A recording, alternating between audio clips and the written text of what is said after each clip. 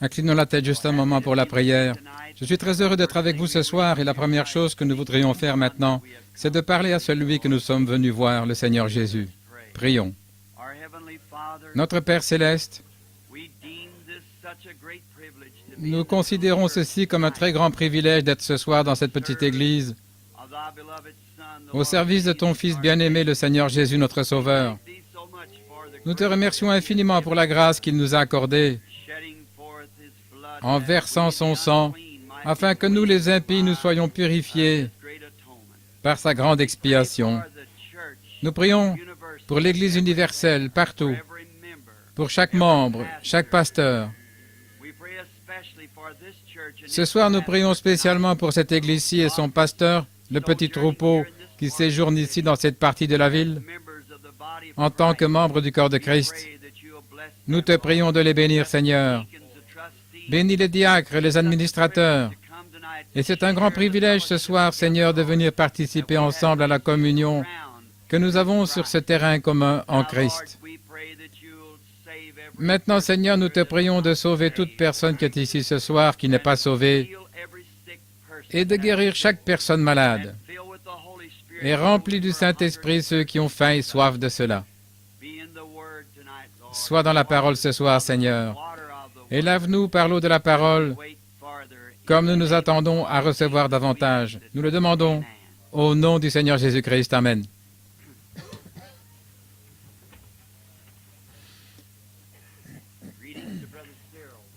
Salutations à frère Cyril et au troupeau du Seigneur qui séjourne à cette extrémité de la ville. Nous sommes très heureux d'être ici ce soir pour partager ce moment de communion avec vous, mes chers amis. Et je vois que beaucoup sont debout. Nous croyons que nous ne serons pas très longs avec un petit message de la part du Seigneur et essentiellement le temps de communier. Et je pense que j'ai rencontré le frère quelque part auparavant et je suis sûr de connaître son visage. Et le nom me semble familier. Et ainsi nous formons tous une très grande armée des soldats de Dieu, marchant vers la victoire finale à la fin de la route.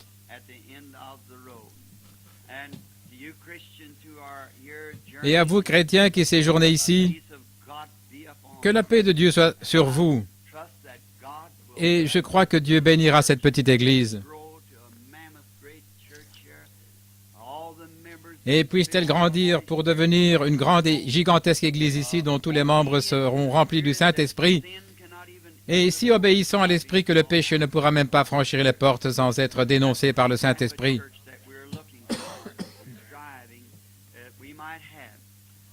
Et c'est le type d'église que nous recherchons et nous luttons pour pouvoir l'obtenir. Je crois que ces choses sont possibles. Il est aussi vraisemblable que si nous nous abandonnons simplement à Dieu, écoutons sa parole et croyons en Jésus de tout notre cœur, je crois qu'il y aura une église où ces choses vont se produire. Je sais que les cœurs de tous les ministres ont soif d'entrer dans une église qui est tellement remplie de la présence de Dieu.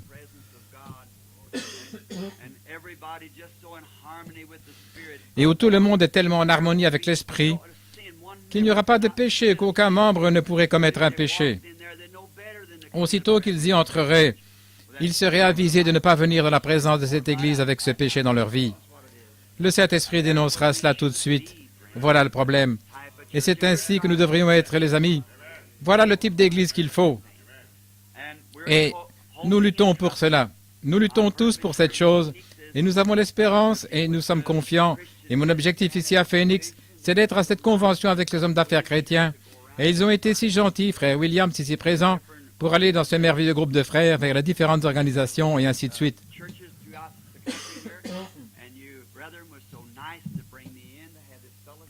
Et les petites églises ici, vous avez été si gentils en me faisant venir pour avoir cette communion avec vous. J'en suis très heureux. En effet, j'aime vraiment communier avec mes frères. Je crois que Jésus a dit que c'est ainsi que tous connaîtront que vous êtes mes disciples. Vous savez, lorsque son amour nous amène à communier l'un avec l'autre. Nous avons donc eu 3 soirées maintenant. Hier soir, nous étions à l'église de Frère Outlaw et nous y avons passé de glorieux moments et à Tempe. Je suis perturbé, je ne sais pas où j'en suis.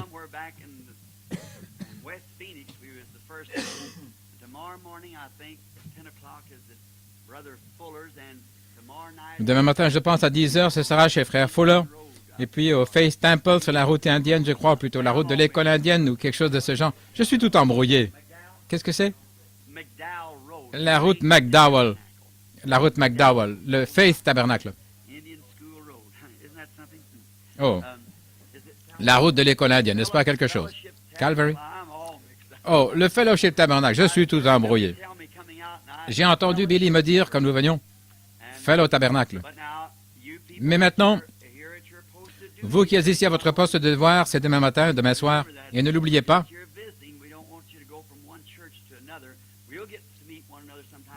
nous sommes simplement en visite ici, nous ne voulons pas que vous alliez d'une église à l'autre. Nous allons devoir nous rencontrer de nouveau à un autre moment la semaine prochaine, voyez-vous, pour communier ensemble. Mais votre poste de devoir, c'est à votre église. Je crois que chaque chrétien devrait se tenir à son poste à ce moment-là. Je parlais à un frère ici, frère Sharrit, un précieux ami à nous tous, et nous le connaissons, John Sharrit. Et il a dit, frère Branham, je vous ai souvent entendu dire que vous viendriez vivre à l'ouest un jour. Et j'ai dit oui. Le dernier lien qui me retenait à l'est s'en est allé maintenant, et c'était ma mère. Et il y a quelques jours, elle est rentrée à la maison pour être avec Jésus. Et la mère de mon épouse s'en est allée aussi. C'est donc vrai. Nous sommes à la recherche d'un endroit où rester. Et s'il nous arrive d'atterrir dans les environs de Tucson, à Phoenix, et que le Seigneur nous conduise par ici, je n'aurai jamais l'intention de commencer une église. Non, je ne ferai pas cela. Je suis un missionnaire. Et puis, quand je viens, j'aime aller d'église en église, dans une telle communion. Je pense qu'ici, vous avez de bonnes églises. Nous avons beaucoup d'églises. Il nous faut juste les remplir à craquer. Les remplir, c'est tout. C'est ce qu'il nous faut. Oui, faites simplement cela. En effet, quand quelqu'un commence une nouvelle église, où que ce soit, alors voyez-vous, elle devra tirer un peu ici et là. Et c'est la chose qu'il ne faut pas faire. Donc, si le Seigneur me conduit, je veux que les frères sachent que ce ne sera pas pour commencer une autre église. Je ne ferai pas du tout cela. Ce sera juste pour venir et avoir communion avec chacun de vous et passer un temps glorieux dans le Seigneur. Eh bien, n'oubliez donc pas les hommes d'affaires du plein évangile. Ces hommes viennent de toutes vos églises et la communion commence jeudi soir prochain, je pense. Est-ce juste, frère Williams? Au Ramada, de l'avenue Van Buren. Et ainsi, de grands orateurs viendront à cette série de réunions. Et j'aimerais certainement y assister moi-même pour écouter ces gens. L'un, c'est frère Valmer Gardner, qui est un orateur remarquable, et beaucoup d'autres frères, certains hommes d'affaires, que je n'ai pas encore entendus. On dit que ce sont des orateurs formidables. Et je suis vraiment heureux de les entendre, ou d'avoir l'occasion de les entendre. Nous nous attendons donc à vous voir tous là-bas. Et puis le Seigneur voulant, je pense, si c'est dans le programme, je dois prendre le petit déjeuner le samedi matin et parler au petit déjeuner, et puis je crois l'après-midi du dimanche suivant à la réunion de l'après-midi. Et j'espère vous voir là, vous tous précieuses personnes. À présent, je ne vais pas vous garder trop longtemps debout. Vous sortirez tôt ce soir. Nous devons sortir vers minuit ou 1 heure afin que vous puissiez revenir à l'école du dimanche le matin. Nous ne ferons pas cela. Cet interprète ici a dit ces gens-là, et j'ai vu un petit sourire apparaître sur le visage de cet homme. Non. Non, non, nous allons nous dépêcher carrément. Nous allons nous dépêcher. Maintenant, juste pour quelques mots de méditation sur la parole, et puis je suis plutôt un prédicateur bavard, je pense, il y a des années, quand je suis venu parmi les frères pentecôtistes, quand je venais de sortir de l'église baptiste, je pensais que j'étais un vrai prédicateur, vous savez. Je portais une Bible sous le bras, et un jour je suis venu parmi les pentecôtistes, et j'étais allé entendre prêcher le révérend Dougherty. Oh là là! Il prêchait jusqu'à perdre son souffle. Il s'affaissait sur ses genoux, il retenait son souffle. On pouvait l'entendre à environ 2 pâtés de maison et repartait de nouveau avec sa prédication. Non, je faisais attention donc à ce que je déclarais. Et je devais y aller en quelque sorte lentement. Pour commencer, je suis originaire du Sud et je suis lent pour commencer et je suis toujours en retard. Ainsi, supportez-moi quelques minutes, je vais me hâter aussi vite que possible. Mais je crois que le Seigneur nous donnera un petit quelque chose ici autour de sa parole qui nous aidera tous à nous rapprocher davantage de lui. Maintenant, je voudrais prendre un passage de Malachie, le chapitre 3, la première partie du verset 6. « Car je suis l'Éternel, je ne change pas. »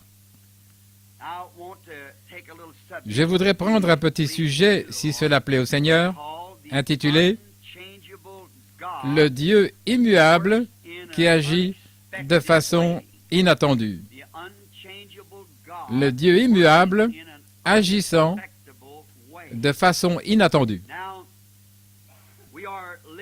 Maintenant, nous vivons dans un temps de changement. Tout change. Tout ce que vous regardez et que vous voyez de vos yeux vient de la terre et c'est matériel et cela change dès le départ. Il y a quelques jours au début, quand je suis arrivé à Phoenix pour la première fois, cela fera 35 ans, c'est septembre prochain, depuis que j'ai effectué ma première visite à Phoenix, et je vivais dans le désert au croisement de la 16e rue et de la route Henshaw, je me suis rendu là. La maison a été détruite, il y a une station-service, et c'est là que se trouve la ville. Et aussi la route a changé de nom, de la route Henshaw en la route Buckeye. Eh bien, il serait impossible de la trouver si vous me demandiez si là dans les parages. Et ceci s'est passé en 35 ans. Tout est devenu si différent. Et je me souviens du moment où j'allais là où se trouve le grand projet de la vallée de la Salt River. Un jeune homme et moi étions à cheval pourchassant des ânes. Maintenant, il y a un parc là. Phoenix s'est donc étendu d'une montagne à une autre. Il a couvert toute la contrée et ça a vraiment changé. On s'y retrouve difficilement. Quand je suis arrivé ici, je pense que la population était d'environ 35 000 ou 40 000 personnes. Aujourd'hui, elle est d'un demi-million. Cette ville a beaucoup changé. Cela montre que ça change exactement suivant le rythme du changement de temps. Cela change comme le temps. Phoenix change, les autres endroits changent. Puis nous avons aussi que les routes, j'ai remarqué que cela a changé, les routes qu'on empruntait pour venir, elles ne sont plus là. Elles suivent d'autres itinéraires. Si vous essayez de suivre la piste que vous empruntiez autrefois, vous vous perdez. Vous vous retrouvez quelque part dans le désert. Les routes ont donc changé. La ville a changé. Et la politique a changé. Ça change constamment, année après année. La politique change. Et les nations changent. Les nations changent année après année. Elles changent d'attitude. Elles changent de programme. Et je constate que les tableaux changent, la scène au fur et à mesure que la ville. Qu'on abat des arbres, on rase la montagne, et là en Floride, descendez, longez la côte, la première fois que vous allez là, il n'y a rien, juste les eaux littorales, et la prochaine fois, ils ont déjà amené une île quelque part, là, ils y ont construit de nouvelles grandes maisons. Ils aménagent des îles artificielles en mettant une pompe puissante au fond de la mer pour faire monter l'eau et la vaporiser en l'air. Et puis ils rasent cela avec des bulldozers et tout. Et ils implantent là une ville dessus avec des maisons et ils aménagent des îles. Ils font sauter les sommets des montagnes ici, là où il semble qu'un lapin pourrait à peine aller, et ils bâtissent des maisons là-dessus d'une valeur de 100 000 $. Les endroits changent. Et nous constatons que les gens changent. On en est arrivé au point où aujourd'hui, les gens n'ont plus d'affection comme autrefois. Je ne sais pas si vous constatez ça ici ou pas, mais nous constatons assurément cela au sud et à l'est. Les gens changent année après année. Ils sont trop pressés. Ils doivent se dépêcher pour terminer ceci. Ils descendent la route en faisant du 90 miles à l'heure. Pare-choc contre pare-choc, ils s'arrêtent dans un bistrot pour boire pendant quelques heures avant de rentrer à la maison. C'est un changement. Ils sont pressés, mais où vont-ils? On constate que la plupart des femmes aujourd'hui ont des machines à laver, des repasseuses électriques, elles appuient sur le bouton du lave-vaisselle et tout comme cela. Mais malgré tout, elles ont moins de temps pour la prière que n'en avaient les autres. Vous savez, Susan Wesley avait 17 enfants. Et malgré ces 17 enfants, elle allait puiser l'eau à la fontaine, elle faisait la lessive à la main. Et cependant, elle pouvait trouver 2 ou 3 heures par jour pour prier avec ses enfants. Avec 17 petits gars. Et c'est de là que sont issus John et Charles. C'est là le problème aujourd'hui, la raison pour laquelle nos écoles sont en baisse. Il n'y a pas de ministres qui viennent, les jeunes gens qui sont intéressés. Il nous faut davantage de pères et de mères qui prient. C'est ce qu'il nous faut pour que nos écoles se remplissent. Ce dont nous avons besoin, c'est que les cœurs des jeunes gens brûlent de zèle pour apporter l'Évangile. Mais les choses changent. Nous pourrions aller un peu plus loin, chercher les gens et les amener à l'Église. L'Église change. Nous voyons que nos églises changent. Réellement, nous changeons plus ou moins, je parle maintenant de façon universelle, au point que nous semblons nous intéresser plus au fait d'avoir beaucoup de gens qu'au fait d'amener les gens au salut.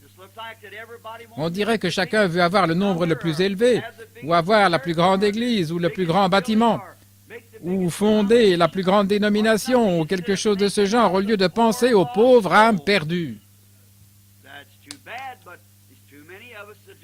C'est vraiment dommage, mais beaucoup d'entre nous font cela. J'ai écouté le célèbre évangéliste Billy Graham quand il était à Louisville, au Kentucky. J'ai été invité avec le docteur Mordecai Ham, un ami personnel et dont la prédication avait amené Billy au salut. Et j'ai été invité à participer avec eux au petit déjeuner. Et M. Graham, dans sa puissante prédication, il a dit, « Quand je vais dans une ville et je reste là 6 semaines, il a dit, j'aurai peut-être 20 000 personnes qui vont faire leur confession. Et il a dit, je prends tous leurs billets, ainsi de suite, et les donne au ministre. Et il a dit, puis je reviens une autre année, je fais un tour, et là où j'avais 20 000 convertis, quand j'étais là cette année-là, je n'arrive même pas à en trouver 20 l'année suivante. Qu'est-ce qui se passe? Quel est le problème? Et je serai un tout petit peu d'un avis différent. Ce n'est pas pour avoir un avis contraire à celui de ce grand évangéliste, M. Graham, certainement pas.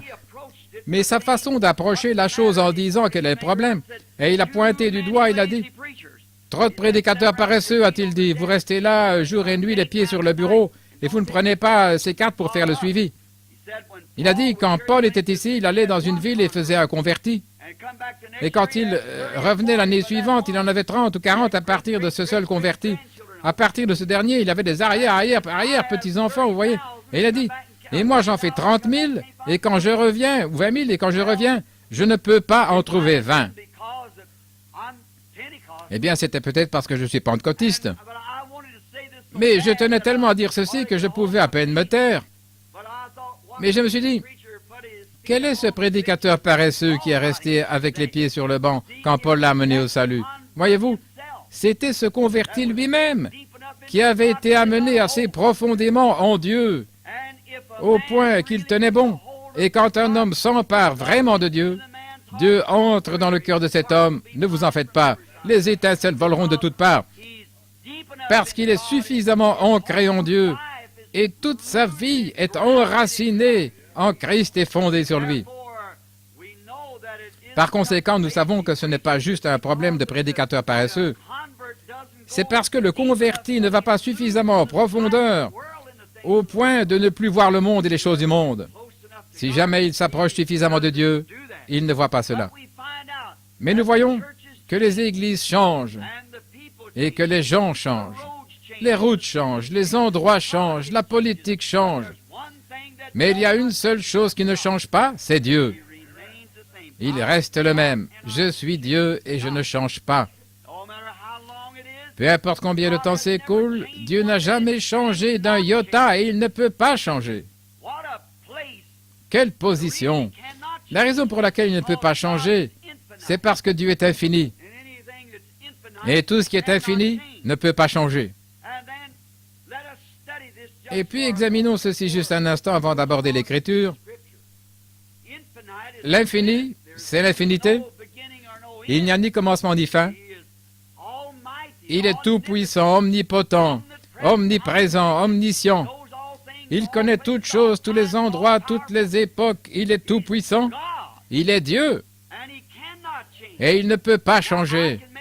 Eh bien, je peux prendre une décision et dire que ce sera ainsi. Mais je suis limité. Je serai obligé de changer. Car il surviendra des choses telles que je serai obligé de dire, eh bien, je m'étais trompé. Mais Dieu ne peut pas faire cela. Parce que la décision qu'il a prise une fois demeure la même pour toujours. Il ne peut pas changer sa décision. Il ne peut pas la changer. C'est pourquoi, si l'attitude de Dieu envers un pécheur qui avait besoin de se repentir, Adam et Ève, a été de frayer une voie pour qu'il se repente et qu'il a pardonné ce pécheur, le prochain pécheur qui vient, Dieu est tenu de faire la même chose avec ce pécheur. Sinon, il s'était trompé quand il avait agi dans le cas du premier pécheur. Et si un homme était malade et que Dieu guérisse cet homme, si ensuite un autre homme vient à Dieu, il est tenu de faire la même chose si celui-ci vient sur la même base, sinon il s'était trompé la première fois. Quel lieu de repos alors pour l'âme qui cherche un refuge? Eh bien, au commencement était la parole, et la parole était avec Dieu. Maintenant, on se demande comment le monde se trouve là. Voyez-vous, c'est la parole de Dieu qui a créé le monde. Hébreux 11 nous dit que le monde a été fait de choses qu'on ne voit pas. Voyez-vous, Dieu l'a appelé à l'existence par la parole parce qu'il est Dieu. Il a simplement dit que ceci soit, et la chose fut. Par conséquent, si au commencement était la parole, et que la parole parlée était une parole créatrice, si chaque parole qui a été prononcée ne peut pas être retirée parce qu'il aurait eu une erreur, alors au commencement était la parole, et la parole était avec Dieu, et la parole était Dieu. Et la parole a été faite chair et elle a habité parmi nous, laquelle est Christ. Et maintenant, la parole écrite de Dieu dans la Bible, c'est sa parole qui nous est destinée. Et chaque promesse a derrière elle la même puissance de création qu'avait la parole de Dieu au commencement, si nous croyons qu'elle est la parole de Dieu. Cela dépend de là où la semence tombe. Si elle tombe dans la terre, une terre qui peut créer l'humidité ou la nourriture tout autour de la promesse de Dieu, cela manifestera chaque promesse faite par la Bible. C'est juste comme... Eh bien, l'attitude mentale correcte envers toute promesse divine de Dieu la fera s'accomplir. Si vous regardez simplement cela et prenez soin de la parole comme il faut. En effet, c'est le Dieu infini qui l'a prononcé. La parole de Dieu. Jésus a dit, « Les cieux et la terre passeront, mais ma parole ne passera jamais. » Oh, nous devrions nous reposer sur cette promesse divine du Fils de Dieu qui a dit, « Les cieux et la terre passeront, mais ma parole ne passera jamais. » Il existe un lieu de repos pour l'âme. Jésus a dit dans la parole, il a dit, « Si vous demandez quelque chose au Père en mon nom, je le ferai. » Mais parfois, lorsque Dieu accomplit quelque chose et fait quelque chose que nous avons demandé, cependant, cela vient de façon inattendue et des fois à un endroit inattendu et à un moment inattendu. Mais Dieu répondra à sa façon si vous croyez simplement. Voyez-vous, vous devez croire, l'accepter et ne pas renoncer à cela. Après, tenez-vous-en à cela. Cramponnez-vous à cela et dites, c'est ça. Dieu l'a dit. Ça règle le problème. Si Dieu l'a dit, c'est fini. Peu importe combien de temps, il est possible que pas une seule molécule ne soit venue à l'existence lorsqu'il a dit qu'il y est pour un monde. Mais il est éternel. Et quelques instants après, des molécules et des atomes sont venus et la chose est apparue parce qu'il avait dit que cela soit ainsi. Et voici aussi une promesse sur laquelle nous pouvons méditer. Si lui, celui qui l'a dit, a accompli chaque parole, alors il fera qu'une église paraisse devant lui sans tache ni ride. Et il nous incombe, frères, sœurs, de nous assurer réellement que nous sommes en ordre avec Dieu. Et alors, en effet, il y aura une église, Et nous voulons faire partie de cette Église. Peu importe que celle-ci soit ici sur terre, nous cherchons une cité dont Dieu est l'architecte et le constructeur. Et nous ne pouvons pas nous permettre de manquer cela. Quoi que vous fassiez, n'oubliez pas cela. Peu importe ce que fait le voisin, ce que l'autre gars fait, ce que votre camarade de classe fait, ou ce que votre mari ou votre femme ou quelqu'un d'autre fait, c'est une affaire personnelle entre vous et Dieu. Vous devez rechercher ce salut. Il se peut que votre père ait été un grand homme, que votre mère ait été un grand personnage, mais qu'en est-il de vous? Vous voyez, il s'agit de vous. Vous devez l'avoir vous-même. Très bien. Quand Jésus a dit « Tout ce que vous demanderez au Père en mon nom, je le ferai ». Donc c'est direct, sans détour. Je le ferai. Et il était, eh bien c'est sous condition, si vous croyez quand vous demandez. Maintenant, dans Marc 11, 22, nous voyons que Jésus a dit, « Si tu dis à cette montagne, ôte-toi de là et jette-toi dans la mer, et si tu ne doutes point, mais crois que ce que tu as dit arrivera, tu le verras s'accomplir. » Vous pourrez avoir ce que vous avez dit. Maintenant, la chose, vous ne pouvez pas vous présenter là et dire « Montagne, abaisse-toi ». Non, vous devez avoir un motif et un objectif pour cela. Voyez, vous devez d'abord voir si c'est la volonté de Dieu. Et ensuite, votre motif et votre objectif doivent être conformes à la volonté de Dieu. Et alors, parlez à la montagne et tenez-vous là. Elle s'abaissera. Oui, vous voyez, si vous remplissez les conditions. Mais vous devez remplir les conditions. Maintenant, vous devez vous rappeler aussi que lorsque Dieu répond, c'est quelquefois de façon inattendue. Il est immuable, il ne change pas, mais il fait les choses de façon inattendue. Maintenant, évoquons un cas ou deux avant de continuer. Pensons à Moïse. J'aime étudier Moïse. Il était un homme très vaillant. C'est lui qui nous a donné l'Ancien Testament par la puissance de Dieu. Et bien des fois, les sceptiques disent, eh bien, Moïse a écrit cela, comment saurons-nous que c'est juste? Eh bien, on peut remonter dans l'histoire et prouver que c'est juste. Et s'il a été capable de dire ce qui a été, et ce qui sera, et ce qui devait arriver après lui, et que c'est arrivé, alors je crois que cela était juste aussi. Vous voyez, c'est juste comme nous pouvons rester ici, dans l'Église, et que le Saint-Esprit remonte dans votre vie et vous dise ce qui s'est passé, et vous savez si c'est la vérité ou pas. Eh bien, si vous le savez, et vous savez que c'est la vérité, alors vous pouvez certainement croire que ce qu'il vous dit devoir arriver arrivera, parce que cela rend témoignage de cela, voyez-vous. Et c'est vrai. Et nous voyons donc que, comme les témoins d'Hébreux 11 et de plusieurs passages dans la Bible, les héros de la foi sont ceux qui s'en sont tenus à la promesse de Dieu.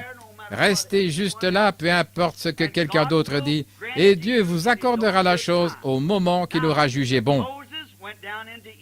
Moïse est descendu en Égypte, ou plutôt il était en Égypte, c'est là qu'il était né.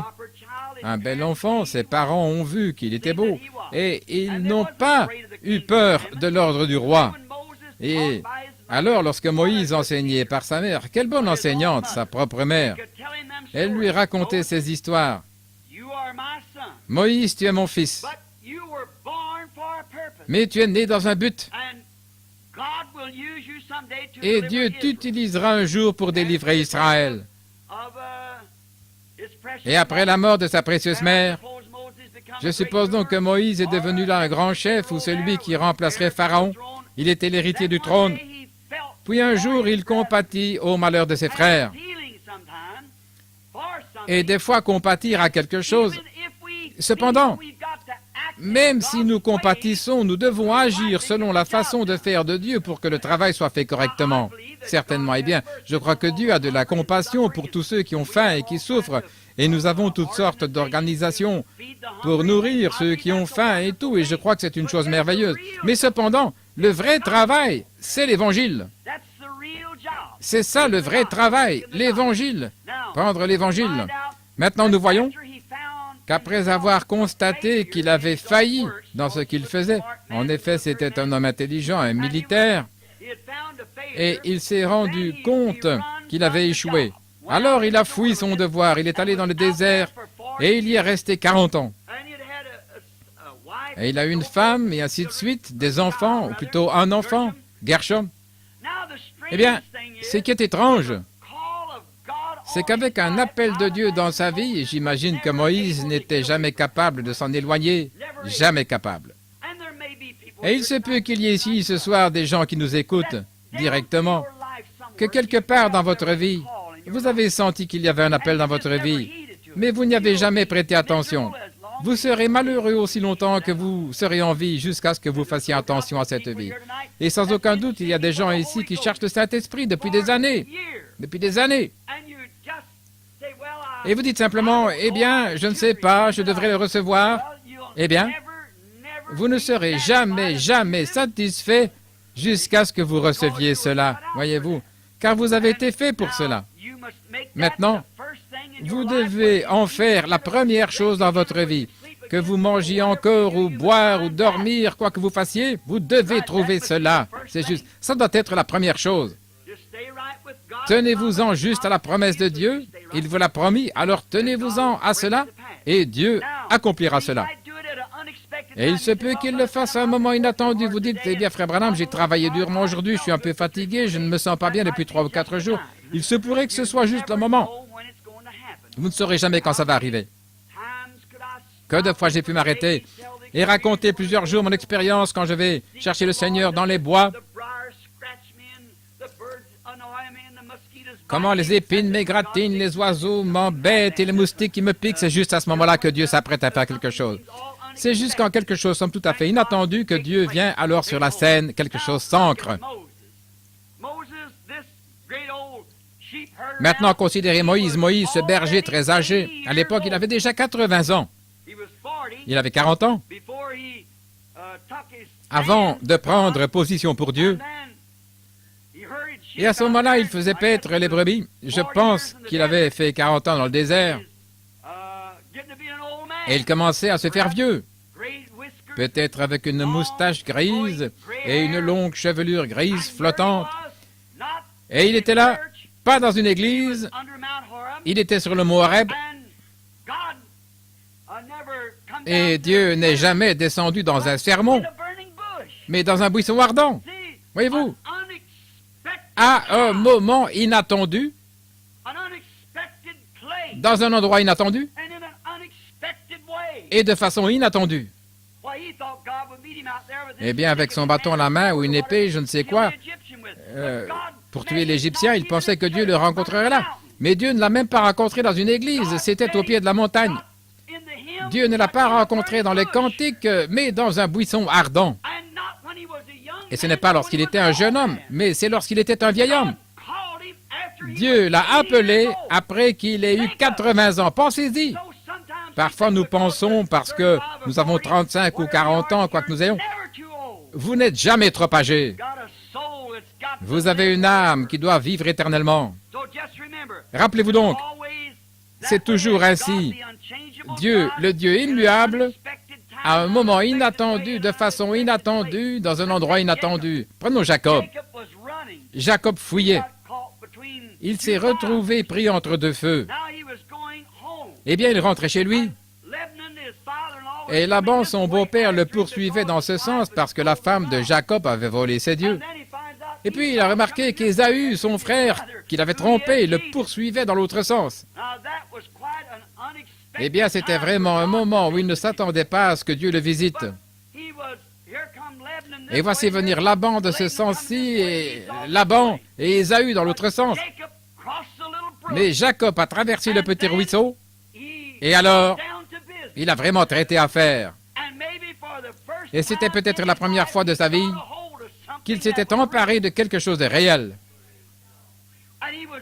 Et il a pu tenir bon jusqu'au moment où la bénédiction vienne. Et c'est une grande leçon pour nous tous. Dès que vous vous emparez de quelque chose de réel, accrochez-vous-y. Ne lâchez pas prise. Peu importe le nombre de fois que le soleil passe ou quoi qu'il arrive, combien vous souffrez de la faim ou quoi encore, accrochez-vous à cela jusqu'à ce que vous en tiriez la bénédiction, jusqu'à ce que vous bénéficiez de la promesse. Tenez bon. Il a mis à l'écart sa femme ainsi que tous les autres, puis il s'est séparé et il a tenu bon. Parce qu'il était pris entre deux feux. Et Dieu l'a rencontré de façon inattendue, à un moment inattendu, à un endroit inattendu. C'est là que Dieu l'a rencontré. Ésaïe, le prophète. Un jeune homme s'était appuyé sur le bras d'un bon roi, et il était un homme de bien. Et les choses avaient été faciles pour lui, mais un jour, le roi est mort. Et Ésaïe, le prophète, s'est agenouillé à l'autel dans la maison de Dieu. Et pendant qu'il y était en prière, il avait été pris là, dans ses propres péchés et la vision. Et il s'est écrié, « Malheur à moi !» Quand il a vu les anges se couvrant le visage avec les ailes, se couvrant les pieds avec les ailes, et qui volaient en criant, « Saint, Saint, Saint l'Éternel !» Il s'est écrié, « Malheur à moi, car je suis un homme aux lèvres impures. » Il a été pris là, à un moment inattendu, à un endroit inattendu. Il s'est dit, je vais m'agenouiller, faire mes prières, puis je vais me lever et continuer, car les gens croient que je suis un bon prédicateur, pasteur ou quelque chose comme ça. Mais il fut pris là. Non seulement la vision l'a trouvé dans cette condition, mais il fut trouvé avec des lèvres impures dans la maison du Dieu vivant. Oh frère, si ce soir et demain matin on se mettait à la recherche des prédicateurs qui se tiennent là et vous disent que la guérison divine n'existe pas et que le baptême du Saint-Esprit n'existe pas, il y en aurait encore qui crieraient « Malheur à moi, un homme aux lèvres impures ». C'est vrai, oui, il y en aurait beaucoup. Les enfants hébreux, eh bien eux aussi ils ont été pris dans une situation plutôt difficile.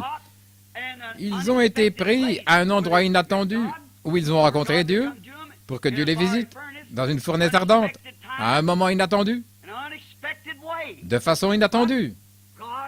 Mais Dieu est le Dieu immuable et il fait les choses de cette manière-là, à l'endroit inattendu, au moment inattendu, et ainsi de suite.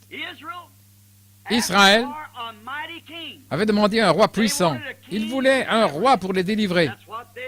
C'est ce qu'ils attendaient, que Dieu leur envoie, un roi pour les délivrer, un puissant roi qui marcherait comme David. Le fils de David se lèverait, descendrait les couloirs du ciel et viendrait sur la terre avec tous les anges se tenant au garde à vous. Et du ciel, le Père regarderait et dirait, « Je vous envoie maintenant le Messie. » Et c'était tout arrêté pour eux que c'est de cette manière-là qu'ils viendraient. Mais qu'est-ce qu'ils ont reçu? Ils ont reçu un bébé à la place d'un roi puissant. Un bébé né dans une petite étable sur le flanc d'une colline. Une petite étable dans une caverne avec de la paille et du fumier des animaux. Un bébé. Mais c'était la réponse à leur prière. Il était exactement ce dont ils avaient besoin. Mais ils voulaient cela selon leur propre manière. Ils voulaient cela de la manière qu'ils pensaient être la meilleure. Mais Dieu sait envoyer cela de la manière qu'il sait être la meilleure. Parce qu'il est un Dieu infini et il sait comment l'envoyer. Il connaît vos besoins, il sait comment vous apporter cela. Mais le problème, c'est parce que cela ne vient pas de la manière que vous pensez. Alors vous êtes tout découragé et vous lui retournez cela. Faisons-lui la demande et croyons qu'il enverra la chose de la façon dont il veut l'envoyer et acceptons cela sur cette base. C'est juste. Si vous lui faites une demande, ne faites pas de lui un menteur. Il ne peut pas mentir. Il a promis tout ce que vous demanderez au Père en mon nom, je le ferai. Dieu ne peut pas mentir. Faites-lui la demande et cela sera fait. Cherchez, vous trouverez. Frappez et l'on vous ouvrira. Nous croyons cela, certainement. Ils avaient une crèche. Alors qu'ont-ils fait? Ce petit bébé dans la mangeoire? Était-il le puissant roi? Ils l'ont rejeté. Oui. Pourquoi? Il n'est pas venu conformément à leur attente. Et mes amis, vous pouvez penser que c'était une chose affreuse, effectivement. Mais vous savez, nous sommes coupables de la même chose. Nous sommes coupables de la même chose. Nous demandons des choses à Dieu et puis nous faisons un tour et s'il ne déverse pas quelque chose sur nous, il ne donne pas quelque chose comme nous pensons, alors nous retournons simplement. Ne faites pas cela. Faites-lui une demande et tenez-vous-en à cela. Accrochez-vous-y si vous savez que c'est réel. Et qu'y a-t-il de plus réel que la parole de Dieu? Et la parole de Dieu a été faite chair. Et elle habitait parmi nous, Christ. Et maintenant, Christ a envoyé le Saint-Esprit et il est Dieu en esprit. Ainsi donc, accrochez-vous à cela. Si le Saint-Esprit est ici et qu'il nous donne une promesse, tenez-vous-en à cela. Quel est le problème? Nous, les pentecôtistes qui déclarons avoir le Saint-Esprit, alors que nous avons peur de faire confiance à Dieu, pratiquement partout. Quel est le problème? Nous attendons la chose d'une certaine façon qui est différente. Je vous dis la vérité, je pense que nous attendons la chose, que Dieu vienne et nous fasse prospérer pour devenir une très grande organisation. Et alors vous développez un complexe vis-à-vis de l'autre. Et ce que nous devrions faire, c'est d'oublier cela. Vos organisations sont bien, mais ce que nous voulons, c'est être des chrétiens nés de nouveau, ayant le salut dans le cœur et la puissance du Saint-Esprit là-dedans, pour nous aimer les uns les autres, et tendre la main, et avoir de la sympathie les uns pour les autres, une glorieuse sympathie, des sentiments et l'amour fraternel qui nous lient ensemble. C'est ce que Dieu veut que nous ayons. Il est le Dieu infini et il ne peut pas changer. Ses paroles, il ne peut pas les changer. Maintenant, regardez. Donc, ils l'ont rejeté parce qu'il n'est pas venu de la manière qu'ils attendaient. Et nous remarquons néanmoins qu'il est venu conformément aux Écritures. Il est venu exactement selon le plan des Écritures, et chacune d'elles s'est aussi accomplie à l'endroit qu'il fallait, au moment qu'il fallait, et de la manière qu'il fallait. Dieu fait toujours la chose à sa manière, et c'est la manière qu'il faut. Moïse, pourquoi doutait-il? Il était appelé depuis sa naissance. Dieu l'avait appelé depuis son enfance. Il était né dans ce monde pour un but. Il était né prophète. Il ne devait y avoir rien de difficile pour Moïse de penser qu'il soit inattendu, parce qu'il devait s'attendre à ce que Dieu l'appelle. Jacob. Dieu venait de lui parler et de lui dire, « Jacob, rentre chez toi. Je serai avec toi et je te multiplierai. Je rendrai ta postérité comme le sable de la mer. » Pourquoi était-il donc si inattendu que Dieu le visite cette nuit-là, alors que Laban venait dans un sens et Ésaü dans l'autre? Néanmoins, Dieu avait fait la promesse. Amen. Vous y êtes, mes amis. Quand Dieu fait une promesse et qu'il y a de l'opposition, ce n'est qu'un test pour voir si vous avez vraiment reçu la parole ou pas. L'homme qui est en possession du vrai or, ça ne le dérange pas d'aller faire le test, voyez-vous. Pierre a dit, je crois que c'était ça, que ces épreuves sont venues pour nous tester, nous éprouver, pour voir ce que nous ferons de cela. C'est juste. Quand vous recevez le Saint-Esprit et que le mari a l'intention de vous chasser de la maison ou que maman a l'intention de vous faire partir de la maison, ces choses, ne cédez pas pour rentrer dans le monde, c'est seulement un temps d'épreuve. Jacob aurait dû être avisé, mais il a en quelque sorte perdu une bonne partie de sa vie au loin, en courant partout, et ainsi de suite, ça et là. Et j'aime ce qu'il a dit là. J'ai traversé ce Jourdain ayant juste un bâton. Et maintenant, je reviens avec 2 armées.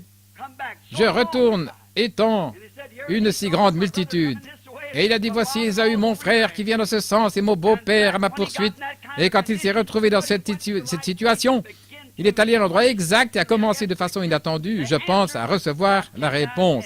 Mais Dieu est descendu et une lutte s'est engagée avec lui et il s'est attaché à Dieu et il s'est accroché jusqu'à ce que la bénédiction vienne. J'aime Jacob pour ça. Lorsqu'il a vu effectivement quelque chose qui était correct, alors il a mis sa main sur quelque chose de vrai. Il s'y est accroché jusqu'à ce qu'il obtienne des résultats. Oh, si nous faisions cela. Si seulement l'Église faisait cela. Si seulement vous étiez convaincu que c'est juste et que vous étiez certain que c'est la promesse de Dieu et qu'elle ne peut pas faillir. Elle ne peut pas faillir. Quelqu'un vous dissuade en disant « c'est pour une autre génération, ce n'était pas pour nous ». Et ça, ce n'est pas scripturaire. Jésus a dit dans Marc 16 « Allez par tout le monde, prêchez la bonne nouvelle à toute la création. Voici les miracles qui accompagneront ceux qui ont cru. » Où? Jusqu'où? Par tout le monde, à toute la création. Voici les miracles qui accompagneront par tout le monde, toute la création. Le jour de la Pentecôte, Pierre a dit, car la promesse est pour vous et pour vos enfants et pour ceux qui sont au loin, en aussi grand nombre que le Seigneur notre Dieu les appellera. Comment allez-vous le faire? L'Évangile doit être prêché au monde entier, à commencer par Jérusalem. Luc 24, 49 a dit, restez dans la ville jusqu'à ce que vous soyez revêtus de la puissance d'en haut. Après que le Saint-Esprit, acte 8, que le Saint-Esprit sera survenu sur vous, alors vous serez mes témoins en Judée, dans la Samarie, et jusqu'aux extrémités de la terre, partout. Le Saint-Esprit rendra témoignage par des miracles et des prodiges qui accompagneront. Comment allez-vous vous en éloigner? C'est la promesse de Dieu. Ne laissez pas le diable. Il a la parole facile au possible et est apparemment une personne versée dans les Écritures. Mais il tord cela pour lui faire dire quelque chose qu'elle ne dit pas. Et cependant, la Bible dit que cela est tellement clair que même un insensé ne devrait pas s'égarer sur le chemin. Emparez-vous de la promesse de Dieu et accrochez-vous-y. Accrochez-vous à celle-là jusqu'à ce que vous saisissiez une autre. Et quand vous voyez que vous avez reçu une réponse à cela, alors saisissez une autre. Puis accrochez-vous jusqu'à ce que vous receviez une autre. Continuez simplement donc à grimper. C'est comme cette chorale qui chantait l'autre soir dans l'autre église. À l'église de Frère Outlaw, à la première étape, c'était la régénération. Il a continué, un autre est arrivé quelque part ailleurs. Il a dépassé Mars, Jupiter, il est arrivé à la Voie lactée, blanche, il a continué tout simplement à avancer. Oh, j'aime cela. Continuez simplement à monter étape par étape. Emparez-vous de la promesse de Dieu. Dites, oh Dieu, tu as promis de me sauver. Accrochez-vous à cela. Restez jusqu'à ce que vous soyez sauvés. Oh Dieu, tu as promis de me remplir du Saint-Esprit. Restez jusqu'à ce que vous soyez remplis du Saint-Esprit. Si vous êtes malade, dites, tu as promis de me guérir. Je reste juste ici jusqu'à ce que tu me guérisses. Vous y êtes. C'est comme ça qu'il faut y aller. Tenez-vous à cela. Dieu est infini. Il est immuable. Il ne peut pas changer. Et il le fait de façon inattendue.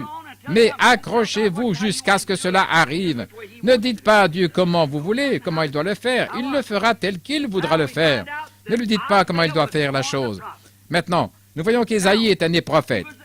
Il était en train d'accomplir son devoir quand il était à l'autel. Ce n'était pas une chose étrange pour un prophète d'avoir une vision. Il devait donc se rappeler de cela. Il était bien en train d'accomplir son devoir. Il n'était pas en dehors des Écritures. Il se tenait en plein dans les Écritures. Dieu a dit, si quelqu'un parmi vous est inspiré au prophète, moi, l'Éternel Dieu, je me révélerai à lui.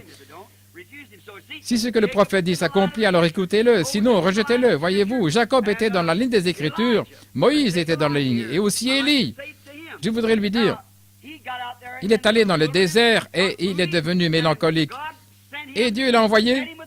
Il l'a nourri par un ange et l'a mis dans le désert. Et il a erré pendant 40 jours et 40 nuits. Et ensuite, quand il est arrivé, il est rentré dans une caverne. Et le prophète, là, au fond, a entendu les bourrasques et les coups du vent puissant. Il a entendu l'explosion des rochers et tout. Eh bien, c'est bien. J'ai été au Mont Carmel. Je sais qu'il répond par le tonnerre, les éclairs et la pluie. Je le sais. Mais ce que le prophète a reçu, c'était cette petite voix douce, inattendue. C'est là ce qui fait sauter beaucoup d'entre nous, les pentecôtistes, voyez-vous. Nous attendons quelque chose d'une autre façon, alors que Dieu amène cela à sa façon, voyez-vous. Nous pensons, nous devrions venir de la manière que nous attendons, mais Dieu l'envoie à sa façon, comme il veut faire cela. Maintenant, Jésus, quand ils ont demandé un roi dans Ésaïe 9,6, il a dit, « Un enfant nous est né, un fils nous est donné, et la domination reposera sur ses épaules. Une vierge concevra, et elle donnera naissance à un enfant. On lui donnera le nom d'Emmanuel. » Eh bien, il est venu exactement selon les Écritures. Était-ce le cas? Très exactement ce que les Écritures déclaraient. Moïse fut préparé, mais cela n'est pas venu de la manière qu'il le pensait. Il s'est dit, je vais y aller, tuer cet Égyptien, ce sera la chose. Alors tous les enfants d'Israël vont dire, un tel, voyez-vous, il est notre conquérant.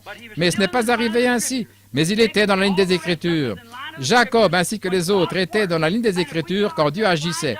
Et si nous nous alignons avec la parole de Dieu et nous y accrochons, que puis-je, frère Branham, que puis-je faire pour m'aligner avec la parole de Dieu? Recevez-la dans votre cœur et croyez-la. Chaque promesse est vôtre. Elle est à vous. Vous pouvez la voir. Elle vous appartient. Vous chantez chaque promesse dans le livre est mienne, chaque chapitre, chaque verset, chaque ligne. Je crois dans son amour divin, car chaque promesse dans le livre est mienne. Peu importe ce qu'est la promesse, elle est à vous de toute façon, parce que Dieu vous l'a donnée. Que celui qui veut vienne et boive gratuitement aux fontaines d'eau de la vie. Elle est à vous, elle vous appartient. Chaque promesse vous appartient. Si vous avez la foi pour vous l'approprier. Et c'est ce que ça fera si vous croyez simplement. Mais quand Jésus est venu, nous avons vu qu'il est né dans une crèche, c'est pourquoi les Juifs étaient aussitôt en désaccord. Il n'est pas venu comme ils pensaient qu'il devait venir. Alors ils l'ont simplement excommunié de leur confrérie. Il n'en faisait plus partie. Mais voyez ce qu'il a fait. Cela ne l'a pas arrêté. Au début, quand la Pentecôte a vu le jour, l'Église a été excommuniée aussi. Cela n'a pas arrêté le message. Il continue malgré tout. Jésus ne peut pas être arrêté. Qui peut arrêter Dieu? Vous ne pouvez pas le faire. Non. Vous auriez plus de facilité à arrêter le soleil. Mais vous ne pouvez pas arrêter Dieu. Son programme va continuer. Quand autrefois les églises priaient pour un réveil, cela est venu d'une façon inattendue. Il a pris le groupe d'un homme de couleur borgne par ici en Californie et quelques clochards là dans la rue et des choses comme cela et les a remplis du Saint-Esprit et allumé un feu. Regardez où c'est arrivé aujourd'hui. C'est l'église qui connaît la croissance la plus rapide. Ils ont fait plus de convertis l'année dernière que tous les autres églises réunies, c'est juste. Notre journal, le Sunday Visitor, le journal catholique, l'a dit. Ils en ont enregistré 1 500 000. Quoi? La parole de Dieu continue d'avancer. Et son peuple ne laissera jamais tomber. Ils sont des soldats. Amen. En effet, la parole du Dieu vivant brûle dans leur cœur. C'est juste. Dieu leur envoie des choses à différents endroits, les bénit, les amène sur scène. Maintenant, gardons notre pensée sur la parole et sur Dieu et continuons à avancer. Eh bien, ne vous en éloignez pas en disant « nous allons être le plus grand groupe » ou bien « nous avons le meilleur groupe de la ville, les gens les mieux habillés viennent chez nous » ou quelque chose comme ça. Non, non, si vous mettez ça en tête, vous êtes tombé à l'instant même, voyez-vous. Oui, oui. Rappelez-vous, là où se trouve l'esprit, c'est là que sont les créatures vivantes, c'est juste. Restez avec l'Esprit de Dieu. Quoi que vous fassiez, restez avec cet esprit. Jésus devenu grand, Jésus a prouvé qu'il était ce Messie pour lequel ils avaient prié. Il leur a montré son signe messianique. Il a prouvé par les signes qu'il accomplissait qu'il était le Messie. Regardez la femme au puits, quand il lui a dit ses péchés, qu'elle avait eu 5 maris. Eh bien, a-t-elle dit, « Seigneur, nous savons que quand le Messie viendra, il nous annoncera toutes choses. » Mais il ne savait pas qui il était. Il a dit, « Je le suis. » Considérez Nathanaël, quand il est revenu avec Philippe et qu'il est entré dans la présence de Jésus et Jésus lui a dit qui il était, d'où il venait et ce qu'il faisait. Oh là là, cela a prouvé. Il a dit, « Rabbi, tu es le Fils de Dieu, tu es le roi d'Israël. » Oh là là, assurément. Pourquoi? Il avait donné la preuve. Il n'a pas été amené de la manière qu'Israël pensait. Il pensait qu'il serait un puissant roi tenant un bâton en main et qu'il irait frapper les Romains sur la tête avec cela. Mais ce n'était pas la manière de Dieu. Ce n'était même pas scripturaire qu'il fasse cela à cette venue-là. C'est à la prochaine venue qu'il va faire cela. Ils ont mélangé la première et la deuxième venue. Il est donc venu à ce moment avec humilité, douceur, assis sur une mule, le chevauchant. Il est venu de la plus petite ville parmi toutes les grandes provinces. Et oh, les Écritures qui parlaient de sa venue se sont accomplies de la façon dont il était censé venir, mais ils ont manqué de voir cela. Mais il accomplit le signe messianique, il a prouvé qu'il était le Messie, mais ils l'ont rejeté parce qu'il est venu de façon inattendue pour eux. Eh bien, s'ils étaient disposés à le recevoir sur cette base que Dieu l'avait envoyé, pouvons-nous ce soir, en tant que pentecôtistes, accepter le Saint-Esprit sur cette base que Dieu l'a envoyé? Pouvons-nous nous attendre à ce que le Saint-Esprit fasse ce que Dieu a dit qu'il ferait quand il viendra? Est-ce sur cette base que nous avons l'intention de le recevoir, ou bien voulons-nous dire, « Oh, je crois que j'ai reçu le Saint-Esprit au moment où j'ai cru. J'ai serré la main de mon pasteur et je vous assure, je crois que j'ai reçu le Saint-Esprit. » Ce n'est pas ce que dit la Bible. Quand il viendra, il témoignera de moi, a dit Jésus quand il viendra. Maintenant, comment rend-il témoignage de Dieu? Il rend témoignage par la vie qu'il vit en vous. C'est par vos fruits qu'on vous reconnaîtra. Vous pourriez dire, frère Branham, j'ai reçu le Saint-Esprit, j'ai parlé en langue. Je le crois aussi. Mais si cette vie n'accompagne pas cette expérience, alors il y a quelque chose qui ne va pas. Voyez-vous, vous avez reçu la chose fausse. Mais si vous avez le vrai Saint-Esprit et que vous parliez en langue, alors la vie suivra. Et puis si vous confessez que vous avez reçu le Saint-Esprit et que vous avez fait l'expérience, et qu'ensuite votre vie ne s'accorde pas avec la parole de Dieu, alors vous avez un mauvais esprit, voyez-vous. En effet, vous ne pouvez pas cueillir des raisins sur un chardon. Vous le savez. C'est à leurs fruits qu'on les reconnaîtra. Et Jésus, lors de sa venue, en déclarant qu'il était le Messie, il a accompli les œuvres du Messie. Amen. Il a dit, si je ne fais pas les œuvres de mon Père, alors ne me croyez pas. Mais si je fais les œuvres de mon Père, alors croyez les œuvres. Quelle déclaration! C'est la même chose aujourd'hui. Puisqu'il a promis dans Hébreux 13:8, Jésus-Christ est le même hier, aujourd'hui et pour toujours. Les dénominations, les grandes organisations du monde, qu'espèrent-elles lorsqu'elles voient un réveil éclater dans la ville? À quoi s'attendent les dénominations? À un grand discours intellectuel? Il doit venir avec une grande instruction, un discours châtié et être capable par sa personnalité d'obtenir la coopération partout. Et tout comme cela, et un très grand programme. Que faites-vous? Vous obtenez à l'autel une bande de Jézabel au visage fardé qu'on ne lave jamais, une bande de fumeurs de cigarettes qui prétendent être des chrétiens et qui ne redressent jamais leur vie, toujours aussi tortueuse qu'un tas de serpents, et vous me dites que c'est ça le Saint-Esprit? Non, monsieur, le Saint-Esprit, c'est la sainteté et la puissance de résurrection de Jésus-Christ. La Bible dit que Jésus-Christ est le même hier, aujourd'hui, éternellement. Amen. C'est vrai, mon frère. C'est offensant, mais qu'est-ce que c'est? Faites monter un homme là, peut-être qu'il bégaye un peu et qu'il bafouille un peu dans son langage et qu'il écrive mal les mots, ou plutôt qu'il les prononce mal. Et alors les gens disent, « Oh, ce gars ne vaut rien. » Que dirait-on de Dwight Moody, l'un des plus grands hommes que vous avez depuis Charles Finney? C'est juste. Que dirait-on de Moody? Ce pauvre petit cordonnier savait à peine lire son nom. Un jour, là, il prêchait au Cockney à Londres, en Angleterre, et il a essayé de lire la Bible et il a mal prononcé la chose. Je pense qu'il a appelé les Philistines ou quelque chose comme ça. Il a transformé ça. Et il est revenu au milieu du verset, il a encore essayé, il pensait qu'il aurait le temps. Et il a encore trébuché là-dessus, il est revenu, il a relu toute la chose, il a encore trébuché. Il a fermé la Bible. Il savait que ces Cockneys de Londres étaient assis là. Pour eux, il fallait quelqu'un d'intellectuel. Il a fermé la Bible et il a dit, « Seigneur Dieu, je parlerai dans la langue avec laquelle tu m'as envoyé. » Frère, il a taillé en pièces cet endroit. Les larmes ont coulé sur leurs joues. Un journal est venu enquêter pour savoir pourquoi il attirait tant de monde. Et le journal est venu et a écrit un article disant, « Pourquoi tout le monde vient-il voir Dwight Moody ?» Il a dit, pour commencer, il n'est pas beau à voir. Et ensuite, il nazie, il parle du nez, il n'a pas une bonne expression. Et il a dit, sa grammaire est la plus pauvre qui soit. Et il a dit, il a un aspect affreux, il est gros, rond, avec une moustache qui couvre tout son visage. Oh, ils l'ont traité pratiquement de tout. Son manager est venu et a dit, Monsieur Moody, voici ce que dit le journal. Il a lu ce qui était écrit et il a dit, pourquoi tout le monde vient-il voir Moody? Et Monsieur Moody a juste lu une phrase, il a dit, certainement pas. Ils viennent pour voir le Seigneur, c'est tout. Ils ne venaient pas. Si vous venez pour voir Dwight Moody, c'est différent. Il doit être quelque chose à regarder, frère. Si vous venez pour entendre un discours intellectuel, c'est ce que vous cherchez. C'est à cela que vous attendez. Mais si vous venez pour voir la puissance et la démonstration du Saint-Esprit, il faudra que la puissance de Dieu vienne du ciel pour faire cela. C'est juste. Cela dépend de ce que vous cherchez, de ce à quoi vous vous attendez. Lorsque je viens à l'église, je m'attends au salut. Je m'attends à voir des gens saints. Je m'attends à un groupe de gens purifiés d'une vie de péché.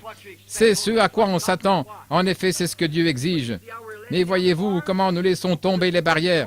Le vieux frère Spurgeon, un vieil ami prédicateur méthodiste, avait l'habitude de prêcher. Il disait, nous avons laissé tomber les barrières, nous laissons tomber les barrières, nous avons fait des compromis avec le péché, nous avons laissé tomber les barrières, les brebis sont sorties. Mais comment les boucs sont-ils entrés? Laissez tomber les barrières, c'est bien. Restez avec la parole. Dieu est infaillible. Dieu est un Dieu infini qui ne peut pas changer. Il n'a pas changé. Le Dieu est immuable, le même qui est descendu le jour de la Pentecôte et qui a rempli toute la maison d'un vent impétueux et des langues de feu se sont posées sur eux et ils ont tous été remplis du Saint-Esprit. C'est le même Dieu que nous voulons voir aujourd'hui. Cela dépend de ce que vous cherchez. Le Dieu infini. Je suis Dieu et je ne change point. Il ne change pas, il ne peut pas changer. Si c'est ce qu'il a donné autrefois au premier groupe qui était dans la tente autrefois, c'est ce qu'il donnera au deuxième groupe qui est dans la tente, et c'est ce qu'il donnera au troisième, au quatrième. Et ce sera pareil pour tous ceux qu'il appellera. Il a dit, je suis le cep, vous êtes les sarments. Si un cep produit un sarment, et que ce dernier donne des raisins, le cep suivant, plutôt le sarment suivant, produira par ce cep des raisins. Vous ne pouvez pas faire qu'un sarment porte des citrouilles et un autre des pastèques et ensuite des raisins. Non. Voyez-vous, cela montre que cela a été retranché. C'est un cep qui a été greffé, c'est juste. Ou plutôt, un sarment qui a été greffé au cep. Un jour, je me tenais ici avec frère John Charrett, il m'a montré. 4 ou 5 agrumes différentes sur un arbre. Je crois que c'était des grenades. Non, je me trompe. C'était des oranges, et des citrons, et des mandarines, et des tangelos, et des pamplemousses. Tout cela poussait sur un oranger. Et j'ai dit, mes frères John, j'aimerais te poser une question. Lorsqu'ils auront grandi et qu'ils produiront encore des bourgeons, est-ce que ce sont des oranges? Il a dit non, chaque sarment, chacun de ces petits sarments est greffé. Si c'est un citronnier, eh bien, il portera des citrons. Mais qu'en sera-t-il si l'arbre original donne un autre sarment? Il a dit, il portera des oranges. C'est juste. Donc, frère, nous pouvons nous introduire là par une organisation. C'est tout ce que nous avons. Nous portons des fruits de l'organisation. Nous porterons une évidence de l'organisation. Mais si vous êtes engendré par le cep, vous naissez étant une nouvelle créature en Christ. Vous porterez la vie de Christ. Je vous assure que vous le ferez. Comme au commencement, vous savez que c'est la vérité. Les dénominations cherchent des intellectuels. Nous, les pentecôtistes, nous cherchons tellement un vent impétueux que nous manquons d'entendre la douce petite voix. C'est justement ce qu'il en est, voyez-vous. Des fois, c'est quelque chose auquel on ne s'attend pas. Si ce n'est pas une petite voix douce, eh bien, nous ne voulons pas le recevoir. Des fois, un très bon enseignement, des fois, cela nous taille en pièces, nous ébouriffe un petit peu, vous savez. Vous savez que c'est vrai. C'est la vérité, oui, quelque chose qui nous aidera, qui nous fera du bien. Eh bien, il y avait entendu des vents impétueux, il savait que Dieu était là, ou quelque chose se passait, il a entendu la pluie et tout le reste. Mais ce qu'il a alerté, c'est lorsqu'il est venu dans cette douce petite voix. Il avait vu venir dans la pluie, il avait vu venir dans le feu, il a entendu les vents, la pluie, il avait entendu le feu. Mais il a été alerté lorsque cette douce petite voix s'est fait entendre. Alors il s'est voilé le visage et il est sorti. Oh frère, c'est ça. Ce que nous devrions faire, c'est d'écouter tout au fond de notre cœur jusqu'à ce que nous entendions la voix de Dieu, puis sortir sur base de cela, croire que c'est la vérité. Oui. Mais je me demande aujourd'hui, frère, si nous ne manquons pas encore de reconnaître le Saint-Esprit parmi nous. Je me demande si les gens, avec nos attitudes aujourd'hui, si nous ne manquons pas de reconnaître que ceci est le Saint-Esprit. Eh bien, je sais, à certains d'entre vous étrangers, que peut-être dans le camp ce soir, des gens peuvent mener une vie que vous auriez vous-même honte de mener. Cela peut être vrai, mais mon frère, ma sœur, ils n'ont pas la chose dont ils parlent. C'est juste, c'est vrai. Mais ne jugez jamais par cela. Lorsque je suis allé en Inde, un homme a voulu me prouver qu'il pouvait se coucher sur des pointes, il a voulu marcher dans le feu. Il voulait faire toutes ces choses pour montrer de quoi il était capable afin d'obtenir une pièce de 5 centimes ou 10 centimes, tout ce qu'on lui donnerait. Mais écoutez, là, il faisait l'hypocrite. Mais là, au fond, dans l'arrière-pays, il y avait une personne honnête qui faisait absolument cela tout en pensant qu'il se donnait en sacrifice à un Dieu quelque part. Mais l'autre faisait l'hypocrite. Nous avons la même chose, c'est tout à fait juste. Des hommes, des femmes qui sont tout simplement des soi-disant, qui essaient d'agir comme s'ils avaient le Saint-Esprit, et simplement parce que les autres agissent comme ça. C'est comme je le disais l'autre soir, quand je suis monté pour la première fois à la chaire, je suis monté là, j'avais observé la manière dont le docteur Davis prêchait, je venais d'obtenir mon autorisation de prêcher, et je suis monté là, je me suis dit, vous savez quoi, je peux prêcher de la même manière. Je suis monté là et je balançais mes bras exactement comme lui, je sautillais, j'ai crié Alléluia, gloire à Dieu, Alléluia. Et puis ensuite, quand je suis descendu de là, toutes les femmes âgées m'ont environné et m'ont dit « Oh, c'était merveilleux, Billy ». Mais le vieux docteur Davis se tenait là, un vieil avocat, vous savez, il m'a regardé, il m'a dit « Comment m'y suis-je pris, docteur Davis ?» Il m'a dit « Nul, c'était pourri. C'est le pire que j'ai jamais entendu. » Oh là là, il m'a vraiment dégonflé. Il a dit « Je veux te voir dans mon bureau demain après-midi à 14 heures. » J'ai dit « D'accord, docteur Davis, je suis entré là tout abattu, vous savez. » Il m'a regardé. « Je pense que tu as l'impression que tu ne me pardonneras jamais, Billy. » J'ai dit « Non, je veux savoir pourquoi. » Il a dit « Quand je suis entré au barreau, j'ai observé un avocat. Et c'est sans doute ce que tu as fait aussi. Tu m'as observé, je t'ai vu essayer d'imiter tous mes gestes. » Il a dit « Mais tu sais quoi? La raison pour laquelle j'ai dit c'est le pire que j'ai jamais entendu, c'est parce que tu n'as pas apporté un seul brin de la parole de Dieu. Tu n'as fait que pleurer, renifler, saliver des histoires. » Il a dit « Tu n'as rien dit du tout de ce qui est de la parole. » Et il a dit, je suis monté là, j'ai essayé de défendre un cas de divorce, et j'ai dit, cette pauvre petite femme, sniff, sniff, qui pleurait, et j'ai continué à faire comme cela. Un vieil avocat était assis en face et m'a observé pendant une demi-heure, jusqu'au moment où j'ai fini de frapper et de pleurer, au point où je n'avais presque plus de voix. Le vieil avocat a dit, juge votre honneur, jusqu'à quand votre tribunal supportera-t-il un tel non-sens? Je suis allé voir le vieil avocat, et il m'a dit, tu sais quoi, tu as fait beaucoup de bruit, c'est très bien, mais tu ne présentais rien de la loi. Il faut la loi pour gagner un procès. Frère, c'est ce que je pense aussi ce soir. Ça doit être la même chose. Peu importe combien on est instruit, intellectuel et que sais-je encore, il doit y avoir une puissance et la démonstration du Saint-Esprit pour prouver que c'est Dieu. C'est ce qui redressera votre vie, c'est ce qui manifestera et produira la même vie de Jésus-Christ. Amen. Il a été promis que dans les derniers jours, il y aurait de la lumière au temps du soir. C'est ce que le prophète a promis. Nous voyons du point de vue géographique que le jour se lève à l'est et se couche à l'ouest, et le même soleil qui se lève à l'est est le même soleil qui se couche à l'ouest. Nous savons que c'est vrai. Maintenant, où la civilisation a-t-elle commencé? À l'est. C'est juste. Elle a voyagé dans le même sens que le soleil et maintenant elle est à la côte ouest. Si elle va plus loin, elle reviendra encore à l'est. L'est et l'ouest se sont rencontrés. La civilisation. Nous voulons que vous observiez ici une minute. Rappelez-vous, le prophète a dit, ce sera un jour qui ne sera ni jour ni nuit, un jour sombre. Mais vers le soir, la lumière paraîtra. Maintenant, remarquez, il y aura de la lumière au temps du soir. Or, le Fils de Dieu a fait briller sa justice et sa puissance sur le peuple de l'Est il y a environ 1900 ans.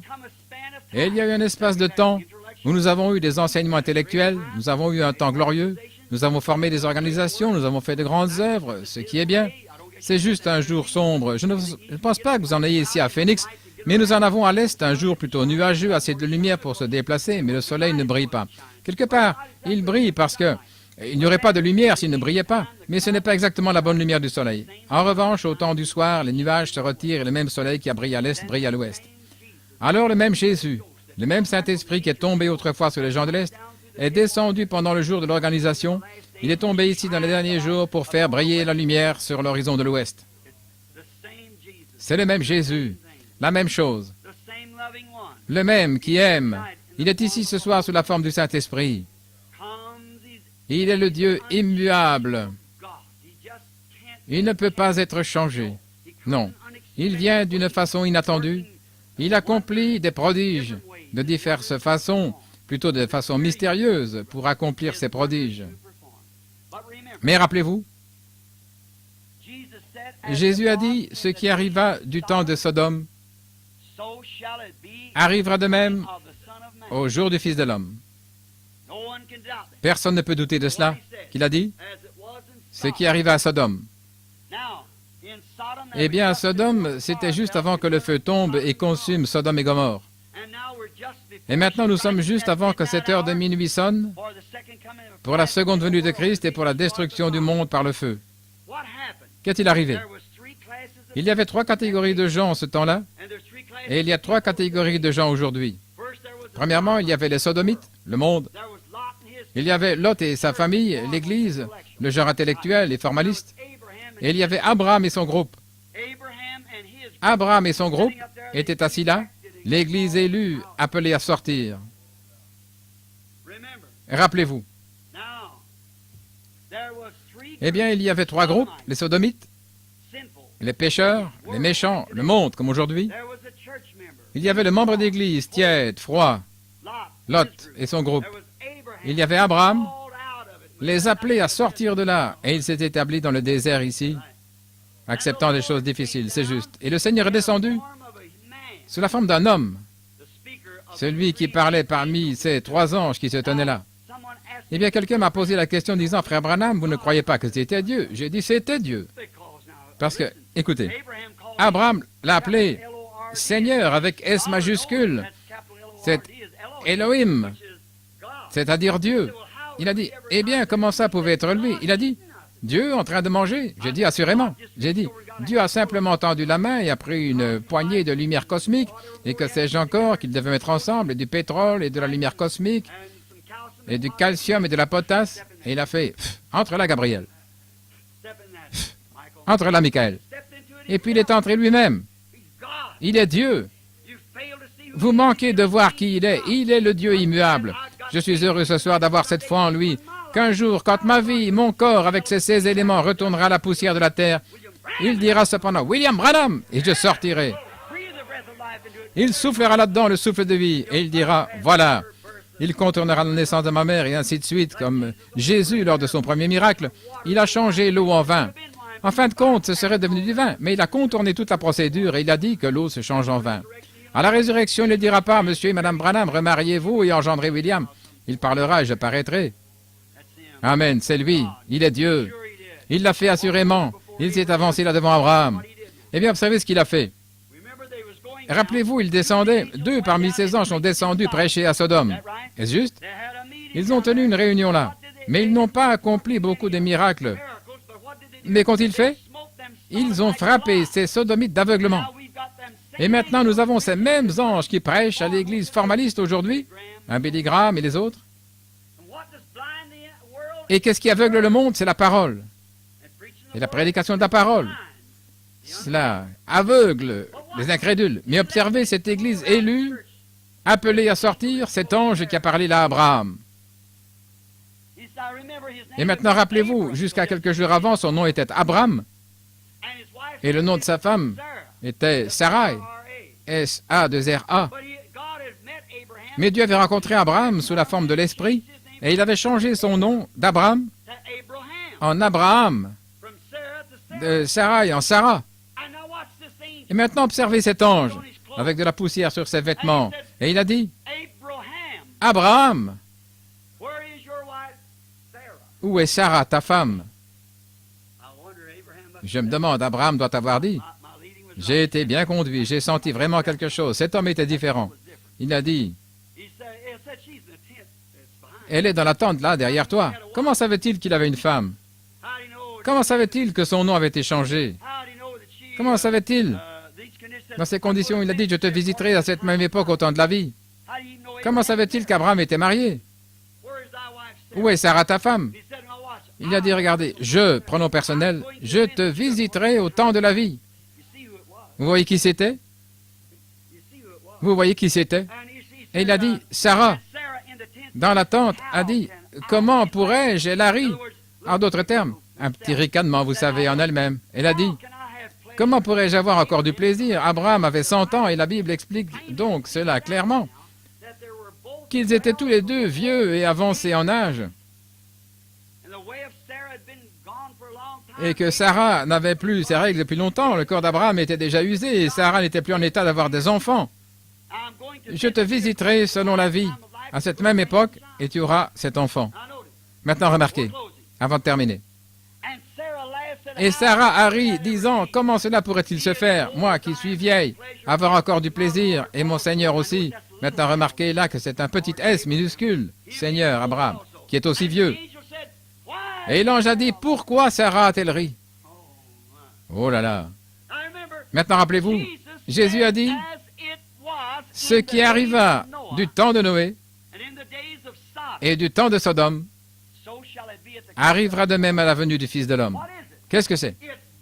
C'est Dieu, le Saint-Esprit, demeurant dans une chair humaine, dans ces vases sanctifiés que le sang du Fils de Dieu a purifiés par la foi, et Dieu habite dans ces vases, accomplissant et faisant les œuvres de Jésus-Christ, et faisant de lui le même hier, aujourd'hui, éternellement. Si nous sommes baptisés du Saint-Esprit dans le corps, alors nous devenons le corps de Christ. Alors nous sommes ressuscités avec lui. Quand il est ressuscité, nous sommes aussi ressuscités dans la résurrection avec lui. En effet, il est la tête et le corps sont ensemble. Alors aujourd'hui, Christ est dans l'Église en vous.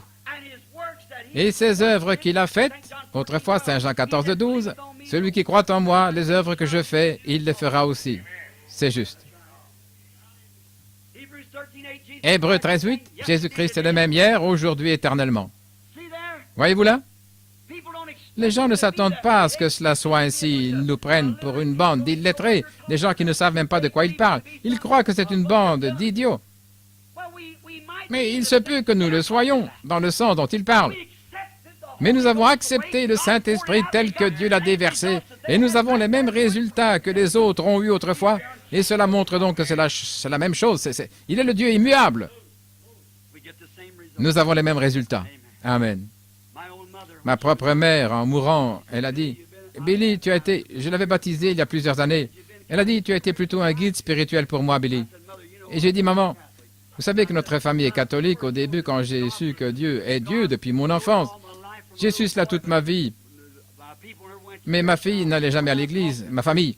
Et je suis allé parler au prêtre et il a dit, c'est celle-ci l'Église et c'est celle-ci la voie. Et j'ai dit, eh bien, la Bible, pourrais-je? Il a dit, maintenant tu es tout embrouillé, tu vois, c'est celle-ci l'Église. Dieu est dans son Église, tu dois croire en l'Église.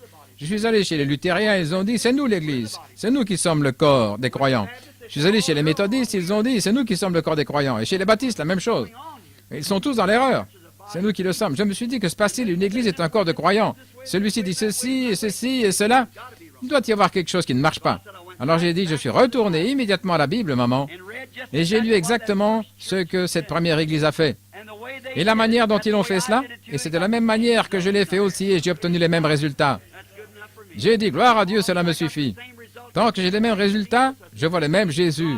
Je vois dans le Nouveau Testament, là au Concile prénicéen, le même Dieu qui a œuvré dans l'Ancien Testament. Il a œuvré là jusqu'à l'Église catholique romaine qui a adopté des dogmes à la place de la Bible. Il s'est retiré pendant les âges sombres, les âges de ténèbres, et puis il est revenu à travers Luther, Wesley, jusqu'à l'âge de l'Église de l'Odyssée. Et vers le soir, la lumière paraîtra.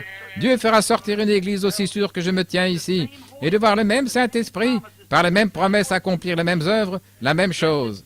Béni soit le nom du Seigneur. Le Dieu immuable vous donnera le même Saint-Esprit qu'il avait donné là aux autres, sans rien changer. Il fera les mêmes œuvres qu'il a faites quand il était ici sur terre, pour tout homme ou toute femme qui croira cela et le recevra. Si vous avez le Saint-Esprit, emparez-vous de cela comme Jacob et accrochez-vous-y jusqu'à ce que des résultats positifs viennent. Amen. Croyez ça, mes amis. Et à un moment inattendu, et peut-être à un endroit inattendu.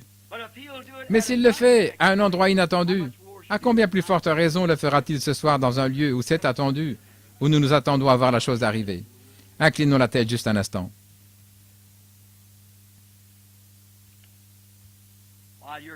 Pendant que vous avez la tête inclinée, et j'espère que vos cœurs sont aussi inclinés, excusez-moi de vous avoir gardé aussi longtemps, jusqu'à 9 heures. Mais j'aimerais vous poser cette question. Vous savez, il se peut que nous nous rencontrions plus jamais. Il se peut que le jour ne se lève jamais le matin pour certains d'entre nous. Et si cela arrivait ainsi, que nous ne voyions pas l'aube d'un autre jour, allons-nous nous rencontrer à nouveau de l'autre côté de la rivière? Avez-vous la paix dans votre cœur et l'assurance, une assurance scripturaire, comme ces gens dont j'ai parlé ce soir, que lorsque vous avez rencontré Dieu, vous avez une expérience scripturaire, que Dieu a complètement changé votre vie, et que maintenant vous n'êtes plus juste la même personne, juste remodelée, raffinée, mais vous êtes une nouvelle créature, une nouvelle création en Christ. Si vous ne l'êtes pas, nous n'avons pas de place à l'autel, mais j'aimerais faire appel à votre sincérité. Si vous désirez que j'offre une prière pour vous ici à la chaire, sachant qu'un jour je devrais vous rencontrer de nouveau pour faire face aux paroles que j'ai prononcées ce soir, voudriez-vous, alors que vous avez tous la tête inclinée et les yeux fermés, voudriez-vous juste lever la main et dire par cela, priez pour moi, frère. Je désire être ainsi. Que Dieu vous bénisse, qu'il vous bénisse, qu'il vous bénisse. Jeune dame, que Dieu vous bénisse. Dehors, partout, posez vos mains contre les fenêtres, où que ce soit, Dieu bénira. Levez simplement la main avec une sincérité profonde et dites, « Oh Dieu, sois miséricordieux envers moi. J'ai toujours désiré être ainsi, frère Branham, mais je ne sais pas pourquoi, je n'ai jamais pu y arriver.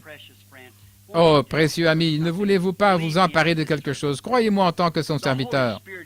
Le Saint-Esprit a raison. Ne laissez personne vous en dissuader. Tenez la main immuable de Dieu, amis chrétiens. Si vous avez juste adhéré à une église, si vous vous êtes juste fait baptiser dans l'eau et que vous n'avez pas encore été baptisé du Saint-Esprit, vous n'êtes pas vraiment régénéré. Eh bien, vous dites, frère Branham, j'ai parlé en langue, j'ai fait ceci, cela. Eh bien, je crois à ça, moi aussi, je vous l'ai dit, mais souvenez-vous, vous pouvez danser dans l'esprit, vous pouvez parler en langue. J'ai vu les hindous faire cela, j'ai vu des sorciers parler en langue et en donner l'interprétation. Et j'ai entendu, une fois je suis allé dans un camp, là, et des frères y sont allés. Ils ont vu une table parler en langue et un crayon venir et écrire dans des langues inconnues. Et ces gens ont lu cela. Voyez-vous, toutes ces choses, ça peut être le diable. Mes frères, si vous parlez en langue et qu'ensuite vous continuez de mener la vie que vous meniez autrefois, alors il y a quelque chose qui cloche dans votre expérience. Voyez-vous, c'est l'unique chose sur laquelle vous vous appuyez, c'est de parler en langue. N'essayez pas de faire ça. Vous irez vers les chutes et ce bateau ne pourra jamais résister à cela. Mais les langues prendront fin, les prophéties cesseront. Mais quand ce qui est parfait sera venu, oh, cet amour de Dieu, si riche et si pur, insondable et fort, alors ces autres dons opéreront directement avec cela. Voyez-vous, ce sont des dons du Saint-Esprit qui vous sont donnés, le parler en langue, la prophétie et que sais-je encore, l'interprétation. C'est pour édifier l'Église, l'édification du corps. Mais recevez premièrement le Saint-Esprit, afin que vous voyez que votre vie a changé. Maintenant, environ 8 ou 10 mains se sont levées depuis que je parle. Y a-t-il encore une autre avant que j'offre la prière? Que Dieu vous bénisse, madame, que Dieu vous bénisse. Y a-t-il quelqu'un d'autre? Levez simplement la main et avec une profonde sincérité. Frère Branham, souvenez-vous de moi. Que Dieu vous bénisse là, frère. Quelqu'un d'autre? Que Dieu vous bénisse. Que vous bénisse. Maintenant, il voit votre main. Rappelez-vous, Jésus a dit, « Celui qui écoute mes paroles et croit celui qui m'a envoyé a la vie éternelle et ne viendra point en jugement, mais il est passé de la mort à la vie. » Nous devons croire cela de tout notre cœur. Croyez cela simplement avec tout ce qu'il y a en vous, et Dieu prendra soin du reste. Père Céleste, nous te confions maintenant ce petit auditoire. Ce soir, avec ces paroles hachées, prononcées avec nervosité, Seigneur, alors que je me tiens ici, je ressens que ces gens qui se tiennent là ont mal aux jambes. Oh Dieu, je réclame leurs âmes. J'ai fait de mon mieux, Seigneur, pour apporter la parole à ma façon humble et pauvre. La petite semence qui était contenue, ô Père, sème-la dans les cœurs de ces gens. Et je réclame leurs âmes, afin qu'elles ne soient pas perdues, mais qu'elles apparaissent là-bas en ce jour-là à la résurrection.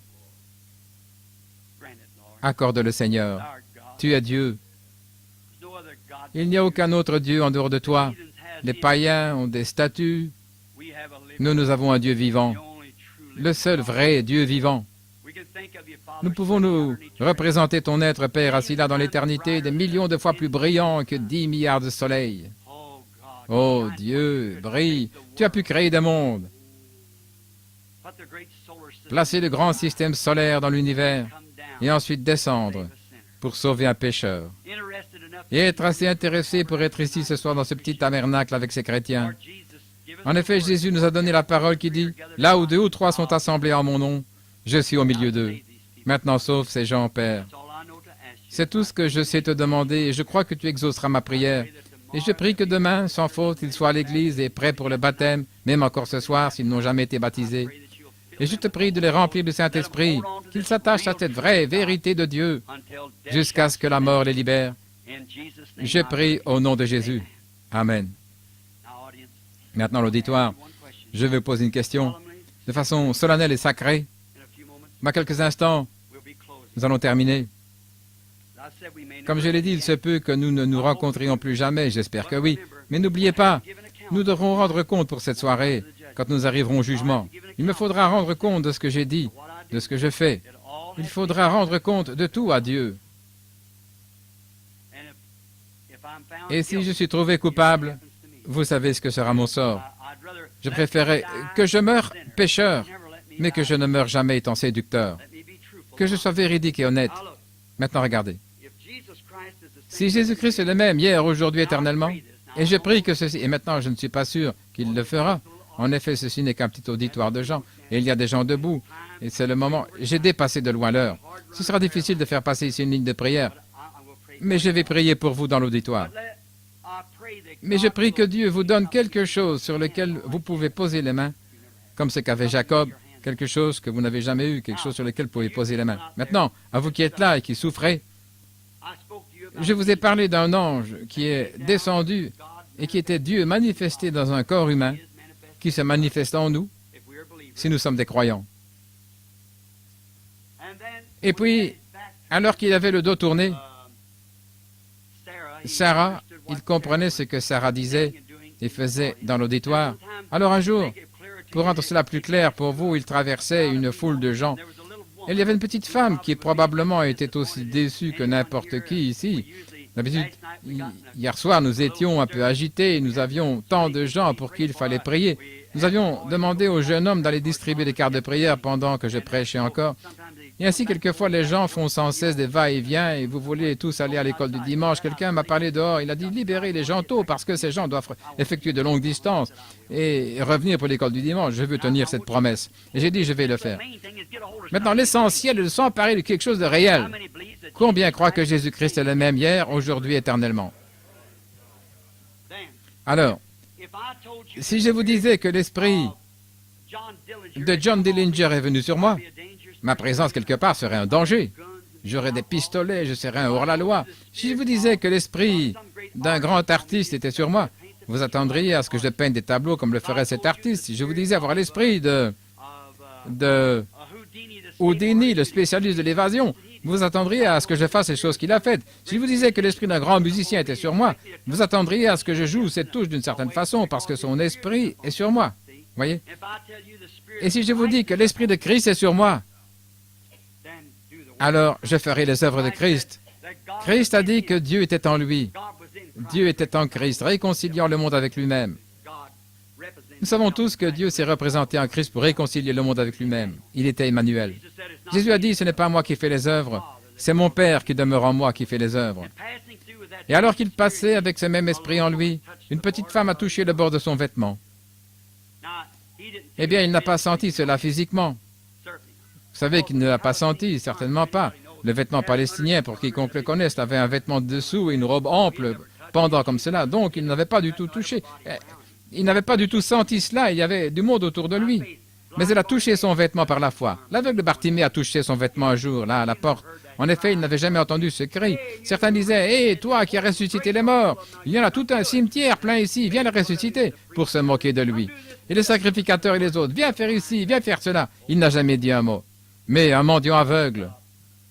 Oh Dieu, Jésus s'est arrêté, il a dit, « Amenez-le. » Voyez-vous, cette petite femme a vu qu'elle ne pouvait pas attirer son attention parce que les rabbis, les sacrificateurs et tout le monde l'entouraient et tout le monde.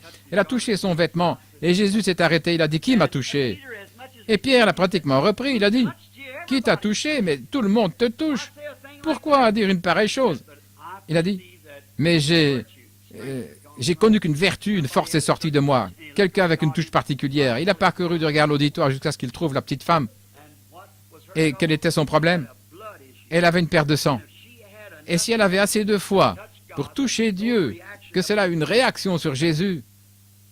Et alors, si Christ est en nous, est envoyé du Saint-Esprit, le même désir en vous ne touchera-t-il pas la même chose? Maintenant, je voudrais vous poser une question à vous les prédicateurs.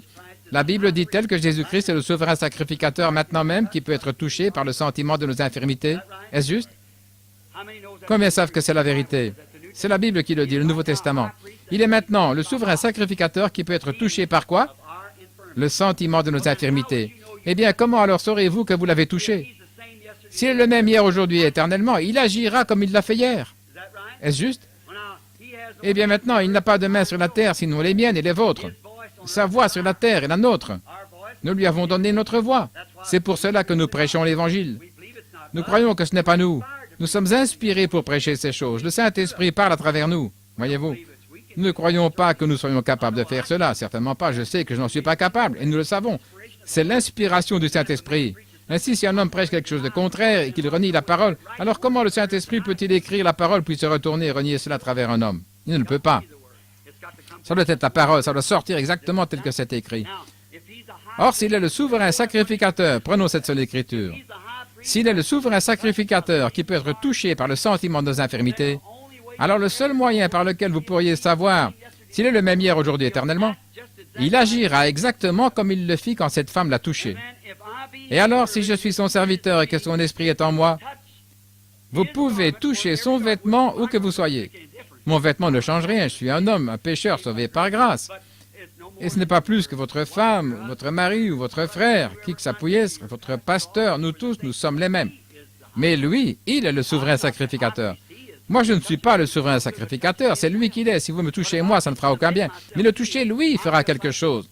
Mais si je peux me soumettre à lui, je suis comme ce microphone, ce micro est totalement muet, jusqu'à ce que quelque chose parle dedans. Est-ce juste? Je ne connais personne parmi vous qui êtes là. Et si je vois cela au-dessus de certains de vous que je connais, je ne dirai rien. Je connais frères et sœurs Dow qui sont assis juste là, et je crois que c'est le jeune frère grec ici, qui vient de la Grèce, dont le nom m'échappe, David. En dehors de ça, je pense que ces gens sont juste ici, ces 3 ou 4 filles ici dans cette première rangée. Je les connais parce qu'elles viennent de la Géorgie, et là, dans le Tennessee. Elles fréquentent mon église. Certains font 1500 miles en voiture le dimanche, chaque dimanche, quand je prêche. En dehors de ça, je pense que c'est Sir Evans qui est assis juste là, Sir Rangren et les autres frères Evans. Maintenant, je vous demande à vous, combien ici sont malades et savent que je ne les connais pas et que je ne sais rien à votre sujet? Ayez la foi. Maintenant, Père Céleste, tu connais mon cœur. Et je n'arrive pas à ceci pour te donner un spectacle sur l'estrade, Seigneur. Tu n'es pas obligé de faire ceci. Si tu ne veux pas le faire, Père, si ce n'est pas dans ta volonté divine, alors arrête simplement cela. Nous sentons que le Saint-Esprit est ici et qu'il nous bénit. Mais étant donné que j'ai prêché sur ce sujet, je suis Dieu et je ne change pas. Autrefois, quand tu as marché ici sur la terre, sous la forme d'un homme, Emmanuel, un jour une petite femme a touché le vêtement et elle avait une telle foi qu'il l'a senti. Et ce soir, ta parole déclare, Père, que ce Jésus-là, ton Fils, est notre souverain sacrificateur et qu'il peut encore être touché par le sentiment de nos infirmités. Il y en a ici qui sont malades. Je te prie, Père, d'accorder qu'il y en ait au moins un ou deux ici, Seigneur, afin que les gens puissent avoir quelque chose auquel s'accrocher, comme Jacob, et qu'ils sachent que c'est le Saint-Esprit, et qu'ils ne lâchent jamais cela jusqu'à ce qu'ils soient bénis. Si simplement tu fais cela, Seigneur, chaque personne malade ici s'emparera de cette même promesse et s'en tiendra à cela jusqu'à ce qu'elle ait l'assurance que dans son cœur, que la bénédiction de Dieu repose sur elle. Maintenant, je te confie cet auditoire, le message et aussi moi-même pour tes œuvres. À partir de cet instant, c'est au-delà de ce que je peux faire ou de ce que quiconque d'autre peut faire, Seigneur. Il faut que ce soit toi. Confirme donc que tu es présent, le même hier, aujourd'hui, éternellement, le Dieu immuable. Je demande ceci au nom de Jésus-Christ. Amen.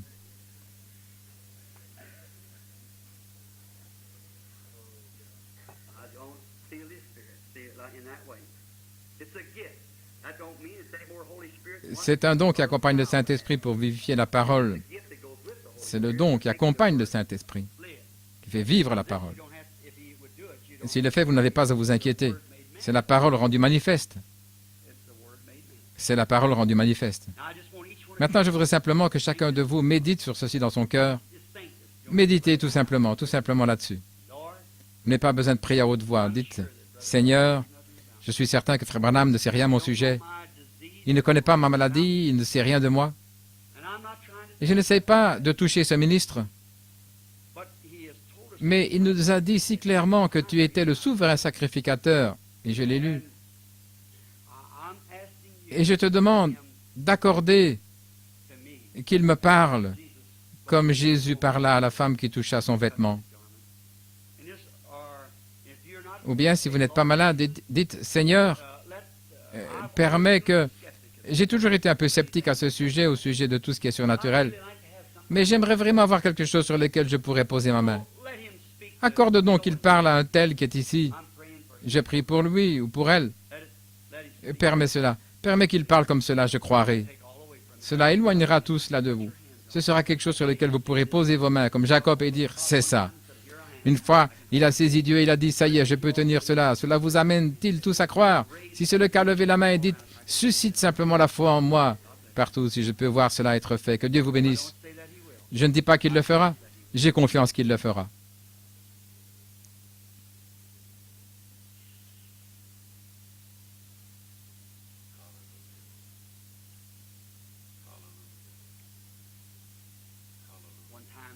Une fois descendant d'une montagne,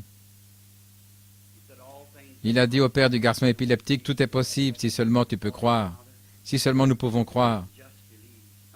Que celui qui est malade et nécessiteux croit de tout son cœur. Si tu peux croire.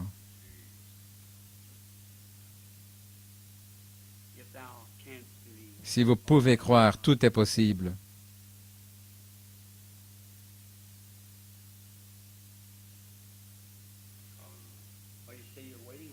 Qu'est-ce que vous dites que vous attendez, frère Branham? Sans doute que tout le monde ici présent qui a été à Phoenix a vu cela plusieurs fois en prêchant un message comme ceci. Mais il s'agit d'une lumière. Ils en ont la photo. N'importe qui. La plupart d'entre vous ont vu cette lumière, n'est-ce pas? Cette photo-là qui se trouve à Washington, D.C. On a encore photographié cela l'autre jour, voyez-vous. Cela rend témoignage de soi-même. C'est la colonne de feu qui a conduit les enfants d'Israël dans le désert. Cette colonne de feu a été faite chair et habitée parmi nous. Jésus a dit, je viens de Dieu et je retourne à Dieu. Après sa résurrection, il est monté au ciel. Alors il a rencontré Paul sur la route de Damas. Et il était redevenu une lumière. Paul l'a vu. Les autres n'ont pas vu. Cela même aveuglé. Il était aveugle. Et il a dit qu'il a vu cette lumière brillant comme le soleil. Il a dit, Seigneur, qui as-tu? Il a dit, je suis Jésus. Il te serait dur de rejamber contre les aiguillons. Maintenant, cette même lumière, sa photo, si c'est cette lumière, si c'est la même colonne de feu, le même Jésus qui était sur la route de Damas, Paul, cela fera les mêmes œuvres. La voici. Gloire au Seigneur. Merci, Seigneur Jésus. Maintenant, que Satan ose dire quelque chose.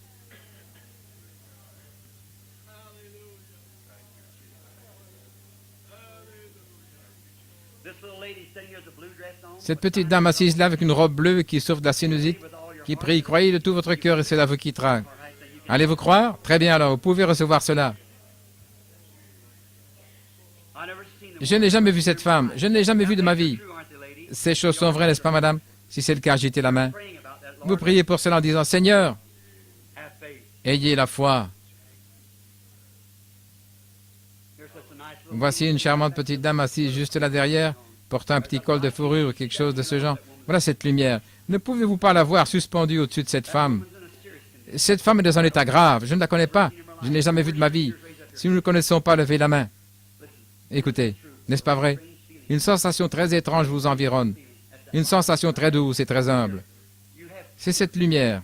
Là. Vous avez une tumeur. Pas seulement une tumeur, mais des tumeurs. Vous en avez partout, c'est juste. Croyez-vous que Dieu vous guérisse et vous rétablisse? Ayez la foi. Croyez-vous? Tenez, une petite dame a levé la main juste derrière. Elle est assise derrière cet enfant qui est dans un fauteuil roulant. Je ne connais pas cette dame, je ne l'ai jamais vue. Nous ne connaissons pas, n'est-ce pas, madame? Et vous priez pour votre trouble cardiaque afin que Dieu vous guérisse. Si c'est juste, agitez la main. Jésus vous a guéri. Rentrez chez vous et soyez bien portante. Croyez-vous de tout votre cœur maintenant? Si tu peux croire, tout est possible. Ayez foi, ne doutez pas. Croyez simplement. Voici une femme assise juste ici, parmi les femmes assises juste là près de Mme Sharrett. Elle est assise là et prie, elle souffre de l'arthrite. Croyez cela, madame. Croyez-vous cela? Très bien. Recevez cela. Il y aura de la lumière au temps du soir. La Bible le dit. Le Dieu immuable, dites-moi qui ils ont touché. Jésus-Christ est le même hier, aujourd'hui, éternellement. Solennellement avec mes deux mains en l'air, je n'ai jamais vu ces gens auparavant. Je ne sais rien d'eux. Mais celui qui est ici maintenant, vous ne pouvez pas lui cacher votre vie si vous deviez le faire. C'est juste. Il est ici. C'est Christ. C'est vrai, il est réel. C'est sa promesse. Le même Dieu. Ne pouvez-vous pas vous en emparer? Cramponnez-vous-y et dites, cela m'appartient. Père céleste, je t'apporte cet auditoire. Ces malades, ils sont dans le besoin. Comme nous l'avons mentionné hier soir, un jour, il y avait un petit berger du nom de David. Son père l'avait chargé de s'occuper de ses brebis. Ce soir, beaucoup de bergers sont aussi assis ici, Seigneur. Et ils n'avaient pas grand-chose pour se protéger, pour protéger les brebis, excepté juste une fronde. C'était suffisant. Un jour, un lion a fait éruption et s'est emparé de sa brebis et l'a emporté. David savait que le Dieu du ciel était avec lui, et il a pris cette fronde et a suivi la brebis. Et il a tué le lion, l'a terrassé à l'aide de la fronde, et a ramené la brebis vivante. Père, la maladie, le diable, plus qu'un lion, ont attrapé beaucoup de tes brebis. J'ai ici une petite fronde. Elle est appelée la prière et la foi. Ça ne représente rien à côté des armes de la médecine, Mais, ô Dieu, dirige cette prière vers cet endroit-là. Satan, lâche-les. Je viens après cette brebis. Lâche-les. Je les ramène de nouveau ce soir au pâturage du Père. Au nom de Jésus-Christ, je réprimande chaque démon de maladie et je les chasse de ces gens. Que ceux-ci s'en aillent libres de cette...